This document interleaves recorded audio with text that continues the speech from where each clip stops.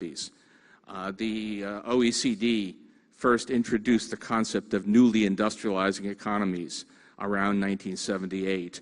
But at that time, they meant small East Asian economies. They meant South Korea, Taiwan, Hong Kong, Singapore. And many skeptics, I'm sorry to say, including myself, said, well, all right, that model might work for a small country with a few million people, but it couldn't possibly succeed if we tried to expand it to China or India. But of course, everything has changed. Now, when I talk about how development economics was a depressing subject, was about failure to develop, the case in point, perhaps the most visible case, was in fact India. For about 35 years after independence, India was extraordinarily disappointing. Not a disaster. It grew slightly richer. Per capita income grew around 1% a year over that period. So India was a little bit richer by the 1980s than it had been at the time of independence, but not a lot. And the gap between India and the world's wealthiest nations grew wider, not narrower. At the beginning of that period, India's per capita GDP was about 6% that of the United States. By the end, it was down to around 4.5%. So in fact, from the point of view of the world stage, India was falling behind, not making progress. And then everything changed.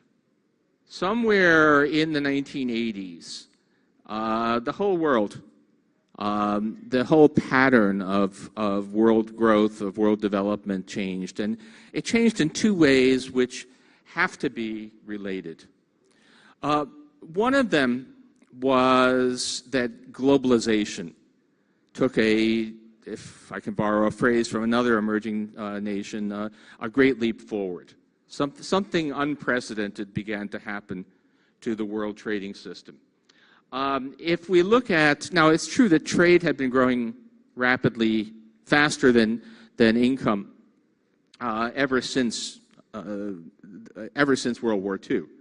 That we had a long period of growing trade, but until around 1985 or so, all of that growth in trade simply reflected a return to old patterns. As late as about 1985, world trade relative to world GDP was only about as high as it had been in 1913. That is, we were only restoring to roughly back to where we had been before World War I. And in between, of course, we had two wars, a Great Depression, widespread protectionism, and then gradual liberalization of trade after that. But all of that had been only enough to more or less restore the amount of globalization of trade that we'd had before. And in fact, in other respects, international investment was actually lower than it had been before World War I. International movement of people was lower than it had been before World War I. So as of 1980, it was easy to say, look, we're not a very global economy. We're more than we were in 1950, but really nothing that our grandfathers wouldn't have seen as being perfectly normal. Since then, something changed.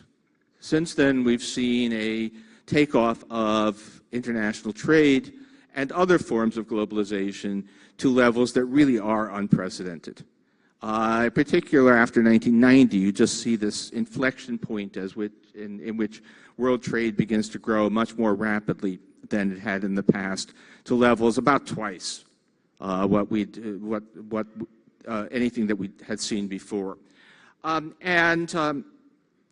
only did the volume of international trade grow, but the character changed as well. In the 1980s, we were still overwhelmingly a world in which wealthy countries sold manufactured goods to developing countries, and developing countries sold raw materials in return. It was to the extent that there was an industry in developing countries, it was industry aimed at the domestic market, industry that grew up behind high tariffs and other barriers to international trade. So it was still very much, it was a, if you like, it was in economic terms, it was a colonial world still. Maybe the colonies had political independence, but in terms of their economic role, they were hewers and wood and drawers of water for the advanced countries still. All of that changed. We became a world in which sophisticated, well, certainly manufactured goods, not necessarily sophisticated ones, became major exports of developing countries. Complete transformation in the pattern of trade. And a change in the nature of that trade as well, in that simple trade, a manufactured good from Britain traded for jute from South Asia, was replaced with a world in which a product would be produced in many stages in different countries, in which the value added. You know, the famous example these days is smartphones. You know, where is a smartphone manufactured? The answer is, well, that's actually a complicated question. Something like this is it includes probably a microprocessor from Japan, a memory chip from Korea, a disk drive from Singapore, and the final assembly will have taken place in China, but calling it a Chinese product is very much misleading about the nature of the actual process. What led to this tremendous increase in trade? Well, we don't fully actually understand it. One of the things you learn when you start to study economic history seriously is that often we don't fully really understand what causes changes. One of my old teachers used to say that attempts to explain economic growth always end up in a blaze of amateur sociology. So there's always some things that we don't fully understand. But there were a couple of things that played an important role, and I want to stress those because they will eventually be part of my story of why India may be a little bit different from other emerging economies. So one thing was technologies of transportation and communication. Containerization was widely introduced in the 1970s, but it took a while to figure out what you could do with it. And so at a certain point, it became possible to the important thing about containerized freight is not that it's cheaper to ship, but it's cheaper to get on and off the ships and onto other modes of transport, which means that a multi-stage production process becomes much, much easier to do. Makes it possible to do this thing where a product is produced in a series of stages, geographically very distant. And information technology makes it possible to keep track of that kind of complicated transaction, to coordinate production operations globally. So it's certainly the case that improved technology made it possible to have a much more integrated global economy. And there were also big policy changes, not so much in advanced countries. Wealthy countries had already pretty much, they'd already brought tariffs down to quite low levels by 1980. When we talk about trade policy, the really big changes there took place in the 1950s and 1960s, and in advanced countries they had already taken place. But emerging markets made a huge, almost a U-turn on policy. Before the 1980s, the overwhelming thrust of policy was towards manufacturing for the domestic market. And no place more than here. India tried as closely as possible to be a self-sufficient, completely inward-looking economy, trade only about 4% of GDP. It was a wholly inward-looking model of development, which didn't work. After the 1980s, there was a huge shift towards trade liberalization, opening up of exports, very enormous outward. And of course, in the case of China, the end of communism as a fact, if not as the end of communism as an ideology, and the shift to a more or less market economy. So between those two things, you have this enormous increase in world trade. What happens more or less at the same time, and must be closely related, is a transformation in the pattern of world development. And I don't know if you've heard of Branko Milanovic, now my colleague at the City University of New York, and the elephant curve. But if you haven't, you should. What Branko has done is to create a picture of incomes around the world, not by country, but by person. Let's just look at the global distribution of income.